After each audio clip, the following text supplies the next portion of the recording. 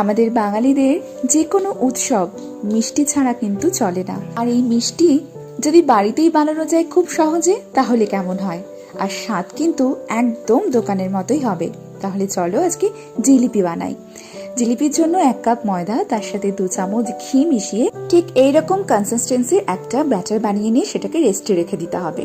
চিনির রসের জন্য 1 কাপ চিনি, 1/2 কাপ জল, তার সাথে একটু লেবুর রস আর একটু ফুড কালার, এটা একদমই অপশনাল।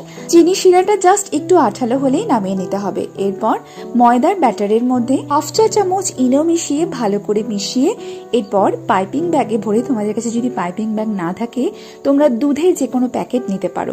মুখটা ছোট্ট করে কেটে নিতে হবে, নিয়েই তেলের মধ্যে এইভাবে করে দিতে হবে। তেলটা কিন্তু খুব গরম হবে না, আবার একদম ঠান্ডাও হবে না।